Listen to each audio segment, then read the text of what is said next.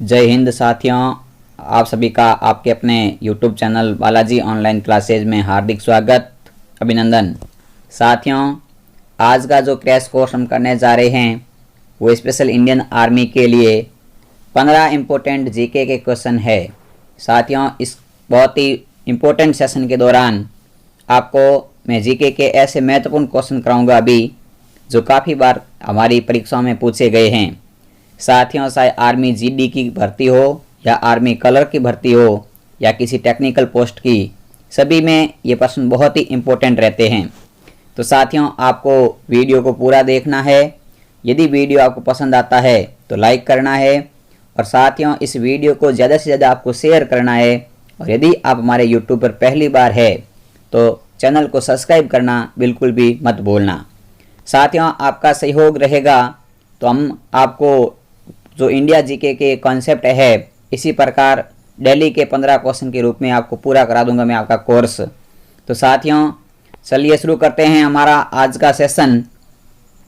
तो साथियों, पहला क्वेश्चन आपके सामने इस प्रकार से है। पहला क्वेश्चन है कि बाबर और इब्राहिम लोदी के मध्य कौन सी लड़ाई लड़ी गई थी। यानी कि बाबर और इब्राहिम लोदी के मध्य कौन सी लड़ाई लड़ी गई थी। साथियों, आप इसका आंसर दे सकते हैं जल्दी से कमेंट बॉक्स में। जैसे देखो, पहला ऑप्शन है पानीपत की दूसरी लड़ाई, पानीपत की प्रथम लड़ाई और पानीपत की तृतीय लड़ाई या खानवा का युद्ध। साथियों, मैं आज इस सेशन के दौरान 15 क्वेश्चन तो जो लिखे हुए हैं उनको करूंगा, इस साथ में प्रत्येक ऑप्शन के भी जो क्या फैक्ट है वो भी साथ में बताऊंगा। ध्यानपूर्वक सेशन को आप सुनना साथियों, बहुत ही इंपॉर्टेंट रहेगा आपके लिए। तो देखो, बाबर और इब्राहिम लोदी के मध्य साथियों प्रथम पानीपत का युद्ध हुआ था। इनकी इसका सही आंसर है पानीपत की प्रथम लड़ाई लड़ी गई थी। अब साथियों देखना, मैं सबकी डेट बता देता हूँ। एक डेट पूछी जाती है तो पानीपत की प्रथम लड़ाई लड़ी गई थी, वो लड़ी गई थी 2 अप्रैल 1526 को। 2 अप्रैल 1526 को ये लड़ाई लड़ी गई थी साथियों। और इसमें बाबर विजय हुआ था, इसमें विजय हुआ था बाबर। इसी प्रकार साथियों पानीपत की दूसरी लड़ाई है वो 5 नवंबर 1526 को हुआ था। साथियों, दूसरा पानीपत का युद्ध 5 नवंबर 1526 को हुआ था, जिसमें अकबर और विक्रमादित्य लड़े थे आपस में। इनकी पानीपत की दूसरी लड़ाई हुई थी वो अकबर और विक्रमादित्य के मध्य हुई थी। पानीपत की तृतीय लड़ाई साथियों 14 जनवरी 1761 को हुई थी। यानी कि यह 14 जनवरी 1761 को पानीपत का तीसरा युद्ध हुआ था और इसमें सदाशिव राव और अहमद शाह लड़े थे। सदाशिव राव और अहमद शाह तीसरे युद्ध में थे। इनकी पानीपत की 3 लड़ाई हुई है। तीनों की तारीख मैंने लिखवा दी आपको और तीनों के अंदर कौन कौन से योद्धा लड़े थे उनके भी नाम बता दिए। साथियों, खानवा का युद्ध हुआ था 16 मार्च 1527 को। 16 मार्च 1527 को, तो ये भी आपको फैक्ट याद रखना है। और खानवा का युद्ध हुआ था बाबर और सांगा के मध्य। और यहीं पर साथियों बाबर जीतता है और बाबर जीतने के बाद में खानवा का युद्ध विजय होने पर बाबर गाजी की उपाधि धारण करता है। तो बाबर ने कौन से युद्ध के विजय के दौरान गाजी की उपाधि धारण की थी, तो था खानवा का युद्ध। खानवा साथियों आगरा के पास में 16 किलोमीटर दूर है, जबकि पानीपत है वो हरियाणा, वर्तमान हरियाणा में है। यानी कि हरियाणा भारत जिसमें जहाँ पानीपत का मैदान स्थित है। तो साथियों, आज इस एक क्वेश्चन में मैंने आपको कितने फैक्ट बताए हैं, जल्दी से आप इसका स्क्रीनशॉट ले लीजिए, फिर हम अगले क्वेश्चन की ओर बढ़ते हैं।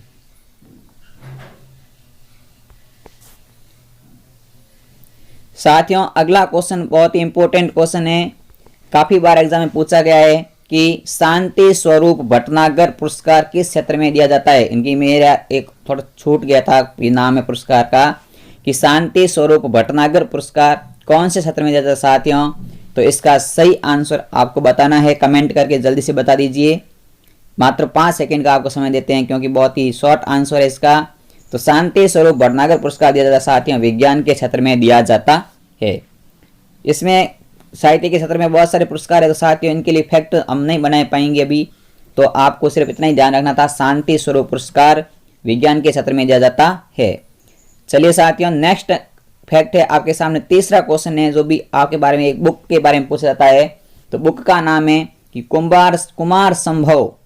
कुमार संभव पुस्तक के लेखक कौन है? तो साथियों पहला ऑप्शन है प्रेमचंद, दूसरा है वाग्भट, तीसरा है राजेश्वर और चौथा है कालिदास। तो साथियों इसका सही आंसर है वो है कालिदास। प्रेमचंद उपन्यासकार थे, इन्होंने बहुत सारे उपन्यास लिखे हैं जैसे गोदान, कर्मभूमि, सेवा सदन। तीन चीजें बहुत ही आपको याद है कि प्रेमचंद ने गोदान लिखा, कर्मभूमि लिखी और सेवा सदन लिखा। साथियों ये ध्यान रखना प्रेमचंद उपन्यासकार थे। वाग्भट ने साथियों अष्टांग संग्रह पुस्तक लिखी थी। अष्टांग संग्रह पुस्तक लिखी थी, वाग्भट ने लिखी थी। और राजेश्वर ने कपूर मंजरी पुस्तक लिखी थी, कपूर मंजरी। साथियों ये था इसके फैक्ट। जल्दी से आप इसके भी याद रखना। कुमार संभव पुस्तक के लेखक कालिदास है। ये काफी बार एग्जाम में पूछा गया सवाल था जो मैंने इस आपके लिए लिया है।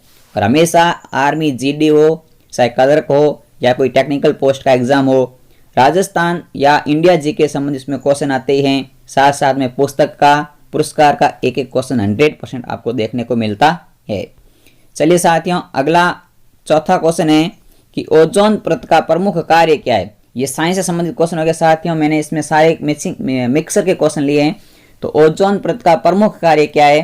तो पराबैंगनी किरणों को शोषित करना, प्रकाश किरणों को शोषित करना, अल्फा किरणों को शोषित करना या वायुमंडल की नमी को अंतरिक्ष में न जाने देना। साथियों ये भी ऑप्शन नहीं है, ये भी ऑप्शन नहीं है और ये भी ऑप्शन नहीं है, क्योंकि ओजोन परत होती है पराबैंगनी किरणों से संबंधित है। तो पराबैंगनी किरणों को शोषित करती होती है ओजोन परत।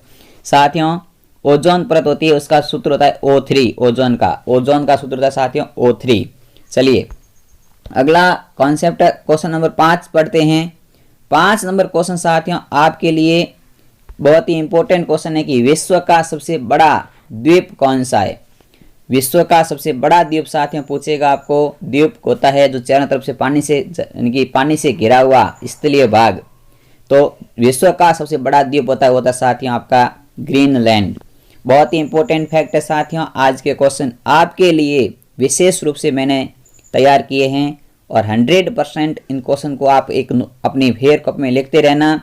हमेशा के 15% आप याद करोगे तो इंडिया जीके क्या आपकी आर्मी के अंदर सामान्य ज्ञान और विज्ञान का जो टॉपिक है वह 100% क्लियर हो जाएगा। चलिए साथियों अगले क्वेश्चन की ओर बढ़ते हैं। तो अगला क्वेश्चन है साथियों आपके सामने है कि देवधर ट्रॉफी किस खेल से जुड़ी हुई है? देवधर ट्रॉफी। तो साथियों आप सबको पता है, आप सब क्रिकेट के बहुत फैन हैं। तो देवधर ट्रॉफी होती है आपकी क्रिकेट से जुड़ी होती है। फुटबॉल से संबंधित साथियों संतोष ट्रॉफी होती है।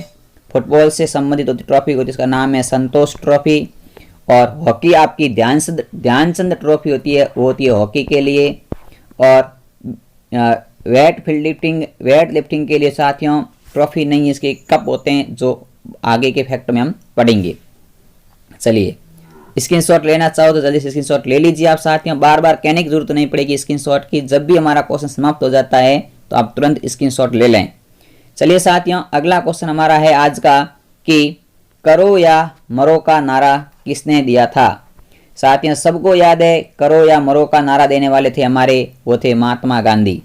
यानी कि करो या मरो का नारा दिया था साथियों महात्मा गांधी ने दिया था। और कब दिया था? तो 1942 में दिया था साथियों ये नारा। इसी प्रकार साथियों अब देखो यहाँ 4 ऑप्शन है। तो सुभाष चंद्र बोस ने दिया था कि तुम मुझे खून दो मैं तुम्हें आज़ादी दूंगा। तुम मुझे खून दो मैं तुम्हें आज़ादी दूंगा, ये नारा दिया था सुभाष चंद्र बोस ने।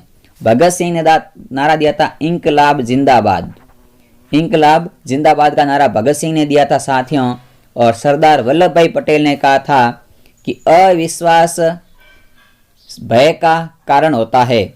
इस भगत सिंह ने कहा था कि अविश्वास भय का कारण होता है। तो साथियों इन्होंने कहा था कि सुभाष चंद्र बोस तुम मुझे खून दो मैं तुम्हें आज़ादी दूंगा। सरदार भगत सिंह इंकलाब जिंदाबाद। महात्मा गांधी ने करो या मरो का नारा कब दिया? तो 1942 में दिया था। और सरदार वल्लभ भाई पटेल ने कहा था कि अविश्वास ही भय का कारण होता है। जल्दी से आप स्क्रीनशॉट ले लें। चलिए नेक्स्ट क्वेश्चन की ओर बढ़ते हैं। तो नेक्स्ट क्वेश्चन है साथियों कि अमेरिका के प्रथम राष्ट्रपति कौन थे? साथियों अमेरिका के प्रथम राष्ट्रपति का पूछा है, न कि भारत के पूछा है। तो अमेरिका के प्रथम राष्ट्रपति से साथियों थे वॉशिंगटन, और भारत के प्रथम राष्ट्रपति पूछता तो साथियों आपको नाम बताना था डॉक्टर राजेंद्र प्रसाद, भारत के प्रथम राष्ट्रपति थे। तो साथियों मैंने यहाँ आपको फैक्ट लिखा दिया है। तो अमेरिका के प्रथम राष्ट्रपति वॉशिंगटन, यदि ये संबंध क्वेश्चन भारत से बनाएं तो भारत के प्रथम राष्ट्रपति डॉक्टर राजेंद्र प्रसाद थे। चलिए साथियों आप इस अगले क्वेश्चन की ओर बढ़ते हैं। अगला क्वेश्चन 9 नंबर क्वेश्चन है। साथियों 9 नंबर क्वेश्चन थोड़ा सा कट हो चुका है, इनकी मिस प्रिंटिंग है। ये क्वेश्चन है कि 2011 की जनगणना के अनुसार भारत का जनसंख्या घनत्व कितना है। यानी कि 2011 की जनगणना के अनुसार भारत का जनसंख्या घनत्व कितना है साथियों, तो आपका है 382 व्यक्ति प्रति वर्ग किलोमीटर। यानी कि 382 व्यक्ति प्रति वर्ग किलोमीटर, ये आपका इसका आंसर है। चलिए साथियों आप इस क्वेश्चन का एक बार स्क्रीनशॉट ले लें क्योंकि क्वेश्चन पर लिखा हुआ नहीं, जल्दी से। चलिए अगला क्वेश्चन नंबर हमारा 10 है कि बिस्मिल्लाह खां किस वादक यंत्र से जुड़े हुए थे। साथियों आपको इस क्वेश्चन को बहुत ही इंपॉर्टेंट समझ के गहराई से याद रखना है कि बिस्मिल्लाह खां थे वो शहनाई वादक यंत्र से जुड़े हुए थे, इनकी उनका प्रमुख वादक यंत्र था शहनाई। चलिए साथियों स्क्रीनशॉट ले लीजिए इसका भी आप। अगला क्वेश्चन है साथियों जो बहुत ही इंपॉर्टेंट क्वेश्चन है, सीमा से संबंधित है और भारत और चीन के बीच वर्तमान में मुद्दा चल रहा है साथियों। तो ये क्वेश्चन इसी समय आपका करंट का क्वेश्चन भी बन सकता है, और इस करंट के क्वेश्चन में क्या पूछा जा सकता है तो देखिए ये क्वेश्चन पूछ रहा है कि भारत और चीन के बीच कौन सी सीमा रेखा है। तो साथियों भारत और चीन के बीच में सीमा रेखा, उसका नाम है मैक-मोहन रेखा। अब साथियों ये मैक-मोहन रेखा भारत और चीन के बीच में इसकी लंबाई कितनी है साथियों, तो इसकी लंबाई है साथियों 700 किलोमीटर। अब देखो डुरंड रेखा कहां पर है, तो डुरंड रेखा साथियों वर्तमान में तो पाकिस्तान और अफगानिस्तान के मध्य है। पाकिस्तान और अफगानिस्तान के मध्य रेखा इसको डुरंड रेखा कहते हैं, लेकिन ये जब भारत स्वतंत्र हुआ था, पाकिस्तान अलग नहीं हुआ था, तब ये रेखा भारत और अफगानिस्तान के बीच में खींची गई थी। लेकिन वर्तमान में ये पाकिस्तान और अफगानिस्तान के मध्य है, और इसकी लंबाई है साथियों 2640 किलोमीटर डुरंड रेखा की लंबाई। रेड क्लिफ रेखा साथियों भारत और पाकिस्तान को अलग करती है, इनकी पाक व भारत के मध्य है, रेड क्लिफ रेखा है। रेड क्लिफ रेखा की लंबाई है साथियों वो आपकी है 3310 किलोमीटर। चलिए साथियों इसी प्रकार आपको पूछा जाता कि 37वीं समांतर रेखा का कोई फैक्ट नहीं है, लेकिन साथियों यदि आपको पूछ लेता कि 38वीं समांतर रेखा के बारे में तो आपको इसका भी ध्यान रखना है फैक्ट। 38वीं समांतर रेखा होती है वो होती है दक्षिणी कोरिया और उत्तरी कोरिया को अलग करती है, वो होती है 38वीं समांतर रेखा। तो साथियों ये बहुत ही इंपॉर्टेंट फैक्ट है रेखाओं वाला, और 100% चीन और भारत का मुद्दा चल रहा है, तो रेखा संबंधी कोई भी सीमा संबंधी कोई भी क्वेश्चन हमें पूछ सकता है। आज के इस सेशन में 15 क्वेश्चन कराऊंगा, 15 क्वेश्चन के साथ में कुछ ऐसे फैक्ट बताऊंगा, लगभग 25-30 क्वेश्चन हमारे क्लियर होंगे। चलिए साथियों अगला क्वेश्चन है हमारे सामने कि 1857 के संग्राम के समय भारत का गवर्नर कौन था। देखो साथियों आपको भारत के जनरल गवर्नर जिसमें भारत हमारा आज़ाद होने के था उससे पहले ऐसे कुछ पोस्टें थी जो जनरल गवर्नर थे, जो ब्रिटिश शासन थे। तो 1857 के समय पूछा गया है कि भारत का गवर्नर कौन था। तो पहला है विलियम बेंटिंग, दूसरा है लॉर्ड कैनिंग, तीसरा है लॉर्ड डलहौजी, चौथा है लॉर्ड डफरिन। साथियों आपको सबको इनके क्या करने हैं कि एक बार हमें सारे के सारे फैक्ट यानी कि 1857 से लेकर के इनके बारे में कौन कौन से जनरल गवर्नर हुए हैं और उनका जीवन काल क्या है वो सब आपको लिखना है। हम एक ऐसा आपके लिए एक वीडियो बनाने वाले हैं बहुत ही जल्द। तो साथियों अभी देखो इस क्वेश्चन का सही आंसर है वो है लॉर्ड कैनिंग, क्योंकि साथियों लॉर्ड बेंटिंग है वो आपका 1833 से 1835 तक रहता है। लॉर्ड कैनिंग है वो आपका 1858 से साथियों 1862 तक रहता है, और लॉर्ड डलहौजी है वो 1848 से 1856 तक रहते हैं, और लॉर्ड डफरिन है वो 1854 से साथियों 1884 से 1888 तक रहते हैं साथियों। तो ये थे इनके जीवन काल के संबंधित तो आपको पूछा गया था 1857 के समय, तो 1857 में था लॉर्ड कैनिंग, भारत का गवर्नर जनरल था। जल्दी से आप स्क्रीनशॉट ले लें साथियों। अगला क्वेश्चन है आपके सामने कि बेरी रोग किस विटामिन की कमी से होता है। ये भी आपके साइंस का क्वेश्चन है, बहुत इंपॉर्टेंट क्वेश्चन है। तो बेरी रोग होता है साथियों, होता है विटामिन बी की कमी से होता है, और इसका सही आंसर क्या है, विटामिन बी। और ये 12 कॉम्प्लेक्स के रूप में पाया जाता है। इनके अलग अलग प्रकार है, vitamin B1, B2, B3, B4, B5, इसी प्रकार B12 तक।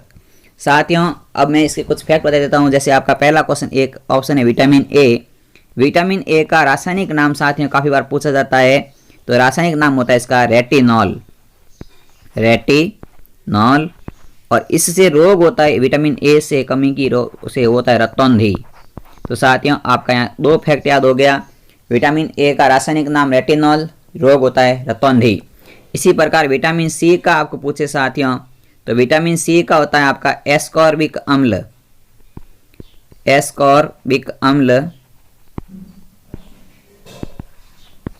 और इससे साथियों रोग होता है, वो होता है स्कर्वी। मैं इधर लिख देता हूँ, रोग लिख देता हूँ, इधर लिख देता हूँ। विटामिन सी की कमी से रोग होता है साथियों स्कर्वी। इसी प्रकार विटामिन डी, जिसे हम कहते हैं कैल्सीफेरॉल,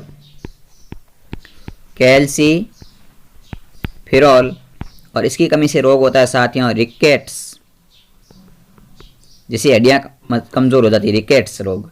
तो साथियों एक बार आप वापस इसको ध्यान से समझ लीजिएगा। विटामिन ए का रासायनिक नाम रेटिनॉल, रोग होता है रतौंधी। विटामिन बी, जिससे रोग होता है बेरी। विटामिन सी एस्कॉर्बिक अम्ल, जिसका रोग होता है स्कर्वी। विटामिन डी और इसका नाम होता है कैल्सीफेरॉल, और इसके रोग होता है रिकेट्स, जो हड्डियां कमजोर हो जाती है। तो साथियों बहुत ही इंपॉर्टेंट फैक्ट है ये भी, आपके काफ़ी बार इस क्वेश्चन को एग्जाम में पूछा जाता है किसी विटामिन को लेकर के।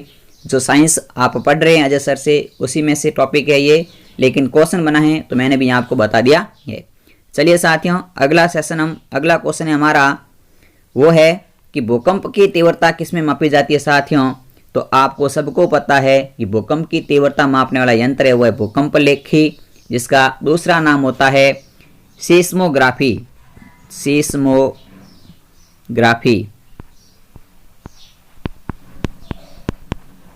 और साथियों भूकंप मापने की जो स्केल होती है उस पैमाने को कहते हैं रिएक्टर